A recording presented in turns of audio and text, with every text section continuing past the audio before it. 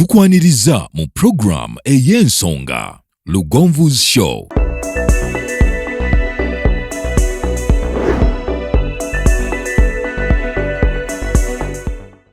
Africa yona tuwuliriza Lugonvu Show. Benda ke Bulaya, Latin America ne Buarabu. Chikolenga Lugonvu, wuliriza Lugonvu. Tonsubya Lugonvu, mwana wa mama, mwana wa tata. Mwana Lugonvu, muwulire alina ensonga. Lugonvu shonge chikolenga Lugonvu, wuliriza Lugonvu yeka. Walabya Lugonvu, mwana wa mama, mwana wa tata. Lugonvu muwulire alina ensonga.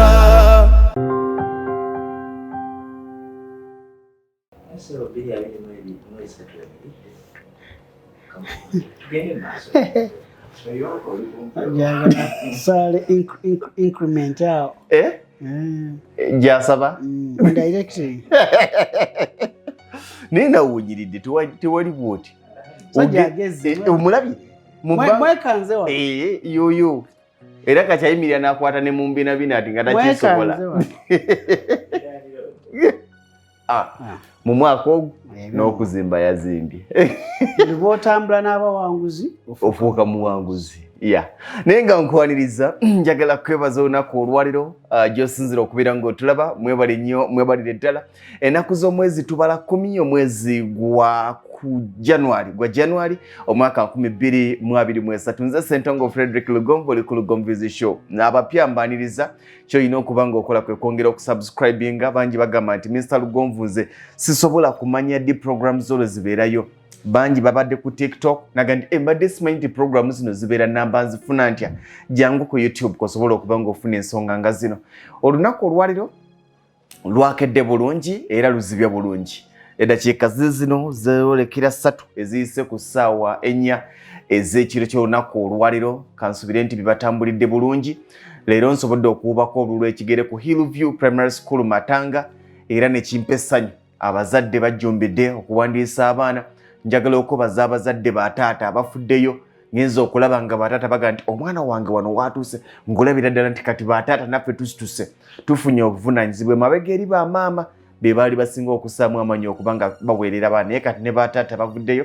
Njagala kwebaza abazadde abatutabana ku Hillview Primary School Matanga ate nammwe abalemereddwa abatasobodde kubanga mutwalayo abaana olwaliro. Genda olunaku olw'enkya owandiise omwana wo akole interview bulungi omanye nti omwana wo ali admitted mu ssomero erigenda okumuwa emirembe abeere nga bitambula bulungi. Oyinza okuba ng'oli bweru wa ggwanga ng'omwana olina gwe wamulekera mugambe nti ntwalire omwana akole interview ku Hillview Primary School Matanga. Lisangibwa Masaka olinyira mu Kampala n'oviramu Matanga oba Butende Matanga naye kijja kukola nnyo bw'ovaamu awo laba wa bodaboda omugambe nti ntwala ku Hillview Primary School Matanga ajja kubanga akwambusawo boda ya 10,000 ku 2,000 kisinziira kubanga wangu half a kilometer okuva ku kkubo okutuuka ku ssomero ne bw'obeera ku kkubo oba olirengera tuukawo otwaleyo omwana wo bamuwandiise omanye nti agenda kusoma n'abaana b'abawanguzi mu mwaka 2023. Okuwandiisa abayizi kusigaddeko wiiki eri emu eno nejja kwe kusigaddeko kitegeeza nti liri ebbanga abaana bajja kubeera mu kweteekateeka bwetesitesi. Okumanya ebisingawo ku nsonga eno ojja kuba ku ssimu eya 0752 64 74 22 0752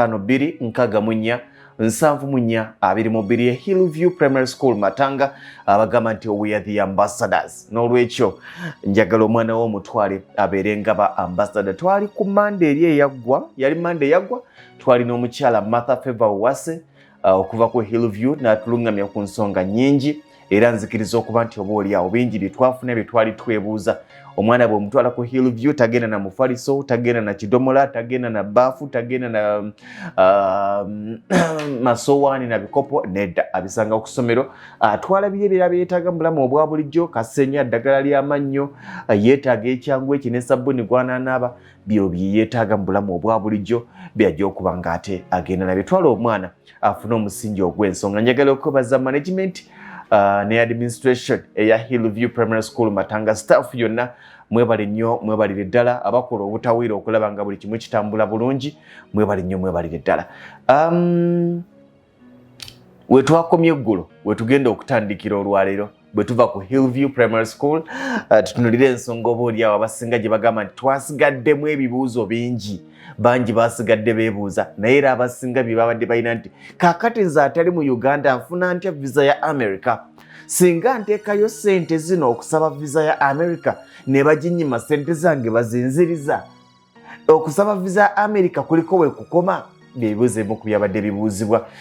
oboolyawo n'olwaliro ndi ne speaker owa UNA omukulu Salongo Mike Mukasa Ninda ndi naye muzukulu wa Mugema muzukulu wa Mugema olwega naye nga mufaanaganya amatama neebuuza ku bannayuganda bakulaba alina abakuwuliriza bannayuganda baganda baffe mikono gyaffe tubaniriza nnyo nate ku Lugonvu Show amanya Salongo Mike Mukasa nga ntuula mu ssaza lya Ssaabasajja Kabaka ery'e Texas mu kibuga Houston eyo gye mpangaalira ne mwami mufumbo era nga ndi muweereza mu community yaffe era mukulembeze sansa nnyo okubeera wano weewaawo eggulo wandekedde olutalo olusozi olutali lwangu okuwalampa era ndooza kansooke neetonde nti Mr. Mukasa ebimu ku bibuuzo abituddamu wano abasinga baagala nnamba ya simu kyesimanyi nti onaafuna obudde obubaddamu omu ku omu naye ndowooza tujja kukola kye twagambye nti tujja kufunawo enteekateeka abaana abaredde nga bamanyi n'enteekateeka ya Zoom tufune Zoom meeting ng'ekwanaganya Uganda yonna wooli naye nga tulinkinga US ne Canada oboolya ebibuuzo ebimu bijja kuddibwamu ekintu ekirala kye nalabye Mr. Mukasa kyabadde kya abaana bababbye ge mazima abaana bababbye ge mazima era nalabye obusungu bungi obw'amakampuni nange banzibako bakubba kategori oli victim osobola ate yanziba ali mukwano gwange yakubba atya omwaka gwa 2022 mukulu wange abeera mu America amuyita omukulu muwanga batuuka yanfunira essomero nga ngenda kusoma computer science era nga ne sente azisasudde mu ssomero so nengenda ku embassy ne embassy ne batampa visa kati batampa visa ku myaka gye nalina tekyampisa bulungi kati mbanzikira ku Pioneers Mall awo nabo ekyaliwo Pioneer Mall si wano nga ku parking kadde ekyengulu waayo eri waggulu eyo platinum Pioneer Mall bagijjawo bazimbyewo ekizimbe kiri ku kyaliro kyenkana nga 2 mbanzikira n'ensanga ow'Oluganda nasoma naye mu Mengo Primary nga yafuuka muganda wange twasamaga ffenna omupiira kakati nangamba ovaawa namugamba waayi nadde nva ku embassy nemuyitiramu nangamba atotegana nze anti wange akola ku ki ku embassy jangu enkya tusinkane nempulira essanyu nga nze kangamba bana ensanzi mukwano gwange ngambye bwati baagala emitwalo 5 mu 2022 zaali nyingi emitwalo 5 gwalinga obukadde nga 5 value kati nga mukulu wange ampa ssente taagala nzigo mu maanyi nga ngenda nziwa ow'Oluganda obwamuwa ssente yandeeterawo omwami munyankole nga ngamba bano bakola mu CMI kati gavumenti egaba scholarships ez'abaana okugenda mu America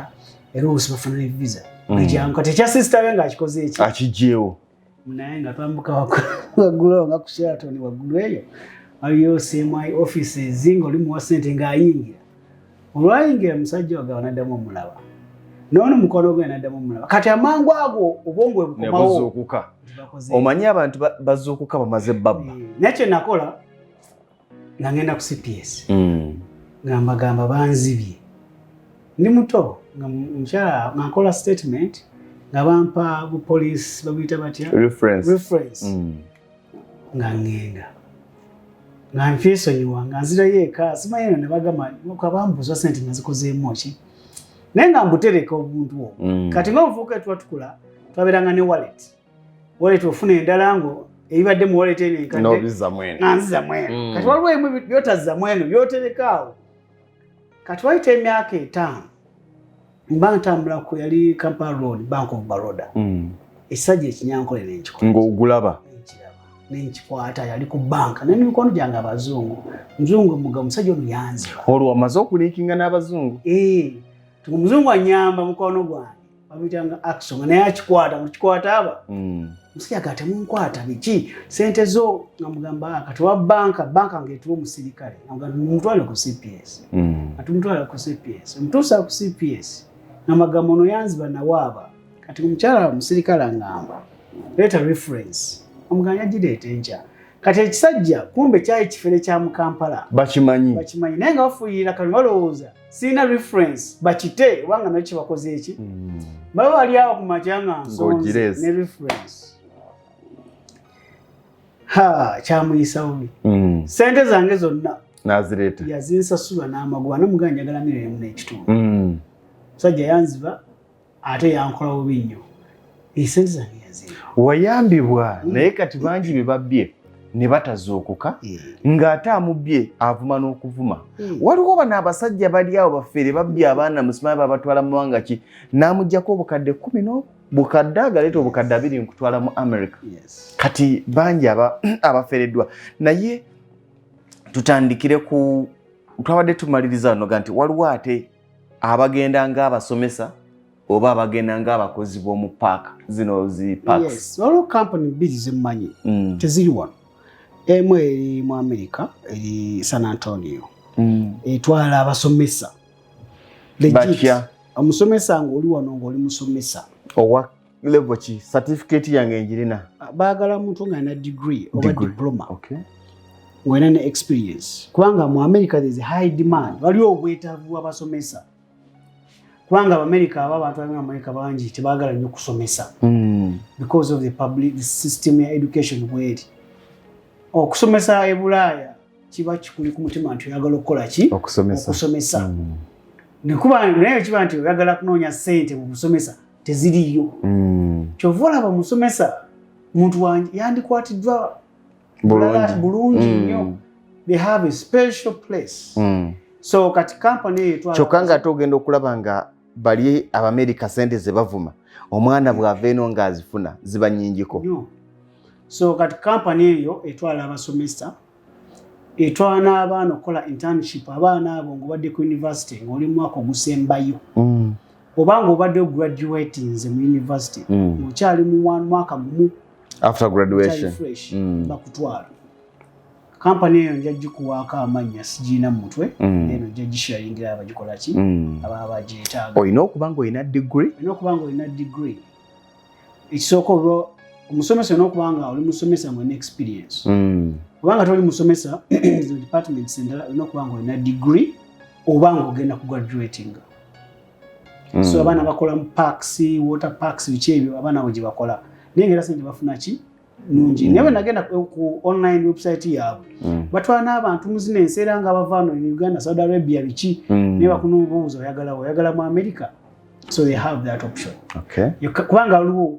mukwano gwaffe Munnayuganda musomesa nange namanyirako mweyajjira nekitegeeza nti ekwata ku ogimanyi bumanya ngimanyi bumanyi kubanga waliwo munnaffe Munnayuganda eyagiyitamu era musomesa gyali mu America tutunulire ekintu kino abantu bangi babadde beebuuza tebali mu Uganda gabagamba nti basobola batya ogenda okuapplyinga visa ya America nga tali mu America nga tali mu Uganda amateeka ga visa oba olina okubanga oli eyambirika gyemanyi nja okwogera olina okubanga oli wano mu Uganda ng'olina passport ya Uganda okusobola okuapplyingira visa ya America tosobola kubanga oli Saudi Arabia n'ogamba I want to apply to go to the US ng'olina passport ya Saudi Arabia ekyo mbadde sikinaako nnyo bukakafu okusinga olina okubanga oli waka wano that's the best of my understanding kyemmanyi olina kuba ku butaka oyinza okuwagira omuntu kuba kati bangi bagenda kibuuza oyinza okuwagira omuntu abadde ku 2 year contract Dubai oba mu Abu Dhabi naye ng'afunye ekyoyo ekigenda mu America oyinza okumuwagira okuresigninga gye wana applying for visa simuwagira ku resigning mugamba nasaba kamaabe ne bamuwaayo break oba holiday oba okukozesa time ye gyabanga ali off najja na applying kubanga twagala muntu afire mulimu gwe guli kubanga eno toli kushuwa deal nti banagikuwa kati bamala okuwa visa yo eya America toli waddembe okuwandiikira bali wano okuddeyo nobaga nti bannange kiri erigwe naye nga of course bagamba woova toyombye so kyandibadde kirungi nti omuntu talina ku resigninga naye akozesa ettime ye ng'ali mu luwummula lwe okujja okuapplyingira for the visa kitegeeza asobola okugenda online kubanga tawagidde ejjoyo online nafiringa form nakisubmittinga online nakola payments online nafuna appointment date online ne bamuscheduling olunaku online kati olunaku lwa schedulinze lwagamba bakama abe nti njagala gendako wa Uganda so nakozesa omukisa nti akozesa olunaku ng'ali mu luwummula ogenda ku interview n'amanyi oba ayise oba tayise bwe batayise n'alinnya naddeyo n'akola emiki emirimu nga bw'asoote bakubuulira ensonga lwaki tetukuwadde bakugamba nnyo strong family ties ziri economical political social bakugamba fomu gye bakuwa nti bakuwadde abamu bagamba specific okusinziira ku visa ki gy'oba osabye ente bakuwa which people nti you don't qualify ne bakuwa section wezuule kikyo kyotalikola abantu bangi ennaku zino bakubye nnyo embaga ezeki za laavu naye ng'ekimukubye embaga kwe okuba ne marriage certificate marriage certificate contributing at good percentage contributing kino ennyo kubanga oli wakuwa ekipapula ekyo gwakumye nti tolina strong family ties visa bagikuwa baagala nnyo omuntu nga mufumbo kuba balowooza ojja kukomawo banoonya nnyo ekikukumyawo kyova namu bateekako abaana nti nina baki oli alowooze nti omusajja alina abaana ajja kukomawo alaba baki abaana be katuddeyo ku nsonga lwaki bannayuganda ba emyaka gyaffe emyaka 25 35 baba ma visa wakati wa 25 35 basinga kuwa myaka ki bunanyizibwa bugenda kumukomyawo ero balaba olaba abeera Saudi nga gyawe mulira Saudi ekyo si kyenjogedde naye family ties ezo musangamu tebannafumbirwa tannakola ki ngati bagamba ono bwagenda tagenda kola ki kudda pozi abamu kamba kuba akama akantu na mu kamera bulungi embassy eteekeddwawo oluusi kukulemesa genda mu nsi yaabwe nkyogedde bwentyo kati olina okujja ng'omuntu ono aliyagala okukulemesa weeteeseteese bulungi okumuchallenginga muki mu information gy'otadde ku form n'okwennyonnyolako kugenda okwennyonnyolako lumu nagenda okusaba visa omwami baali bamummye n'omwami oyo yabiri mu kasenge okwo okumala essaawa nnamba nga bwawaayo kino ekipapula nga yeerwanako nawe naddayo ku Friday okukima passport yange bampadde visa omwami oyo baamuwa ebintu bino byakwerwanako omukyala yamugamba nga abano tokola kiwa naye ng'omuwulira ali mu kwerwanako annyonnyola kikulu nnyo olina okujja nga mu misango baye bakyogera nti you have to prove nga banaga nti olina okuleeta obujulizi obukakasiza ddala nti ogwanidde ogenda mu America kubanga oli ye naye ateekeddwawo awo okufiltaringa okulemesa kankyogere bwentu mu lulimi Oluganda kati naawe olina okujja ng'ozze ggumidde ng'oli confident nti omuntu ono ngenda munnyonnyola kubanga otaddemu ssente zo otaddemu obudde bwo wano wembuuliza Mr. Mukasa kyangu nnyo nga bwe tulaba abaana bano naga nti nagende South Africa nga sirina gwe manyi nagende Dubai nga sirina gwe manyi kyangu nnyo okusitula n'ogenda mu ggwanga erya America nga tolina gwe omanyiyo kiri 50-50 eggwanga kati we tutuuse ku mikwano gyo gy'olina gyonna olwo omuntu amanyi omuntu ali mu America gye bali nga talina kati oba talina kati awo yuna bwejjiramu okay yuna kati nganze omukubiriza w'olukiiko lwa yuna council yuna council linganga parliament ya Uganda tulina abakiise mu yuna abakiise abava mu buli state kati singa mwami Lugonvu onkubira essimu nti nina omwana ali Kansas oba nina omuntu ali Oklahoma yatuuse jjo talina munnayuganda kati nganze ali mu yuna ngenda kunoonya council representative owa Oklahoma mukubira essimu mugambo waayi olwo munnayuganda ale Oklahoma yatuuse yeetaaga buyambi kati ono council member agenda kukubira essimu ne chairman wa community y'abannayuganda eri Oklahoma tulina munnaffe ali wano yeetaaga buki buyambi tukoze tutya emabegakaawo kanjuleka story kano akalungi kazaamu amaanyi ali Austin ne bankubira essimu nti waliwo munnayuganda omwana aleetiddwe mu kibuga Houston okumujjanjaba cancer Houston gye njogerako abatagimanyi eri Texas we have the largest medical center tulina amalwaliro agasukka mu 5 naye nga byonna gali awo amalwaliro n'ekirwadde ekyagaana wali kikola ki bakijjanjaba ne babush bonna bapresident babajjanjabira awo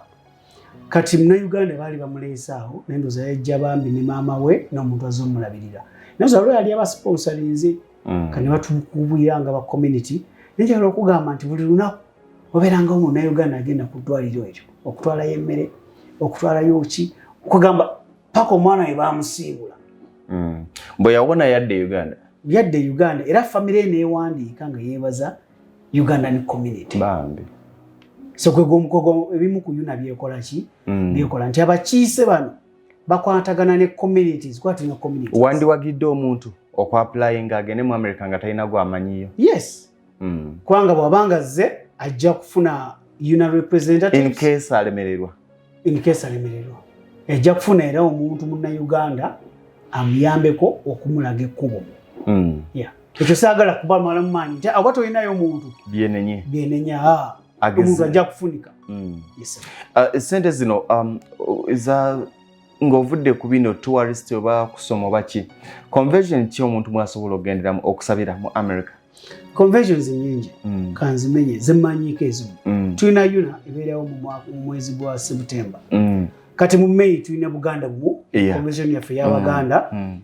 I think mu June waliyo Baganda twegaite y'Abasoga then waliyo ya Toro waliyo twegaite njogedi y'Abasoga then waliyo ey'Abakiga kati ezo nazona conversion zibeerawo zitwala abantu osobola okusabiramu era kyova ffe nga Abaganda tusaba federal nti bizino byenjogedde byonna biri mu federal abantu bano bakuŋŋaana bo nadiko kuyaba amasaba abagiso balina convention yaabwe era akadodi twakakuba nga byabwe naye ate bamala kati bamwatuuka mu yuna bonna bakola ki beegatta singa twali ne federal government tukola ebyaffe mu cultural settings zaffe naye ate betumala twegatta ku central government etugiwagira n'etambuza nti wali muyina Abasoga Abakyoli Abamasaba Abaganda Abakiga naye bwe mumaliriza ebyo byonna ne mudda mu yuna wamu kakati so ezo nazo kunyumende convention zitwala abantu baabwe era ku convention y'Abamasaba ba MP balinga bawere 15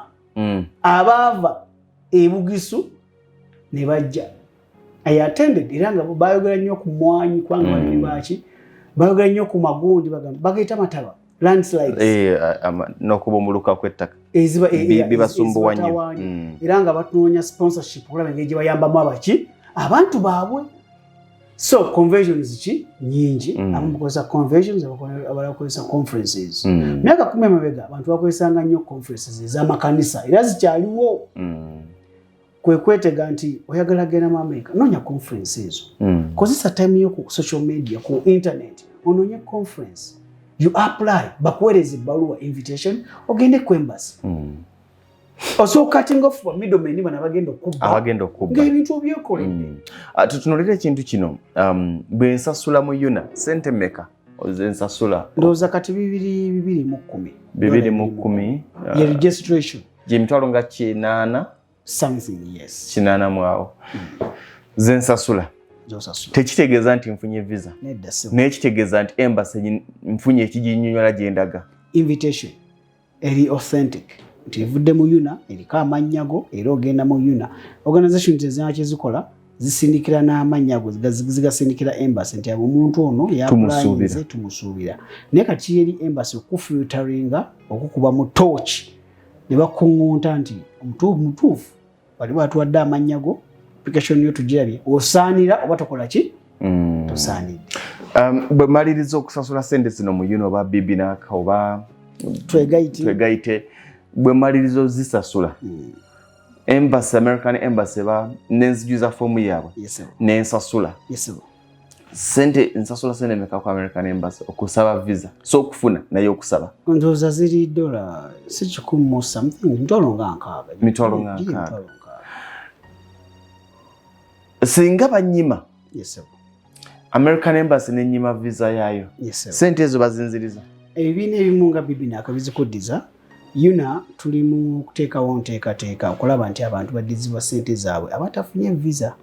But of course tukiziganya ne organization zino okujjako service fees zaabwe bakoseza biki naye omuntu munna Uganda ali wano ku mbeera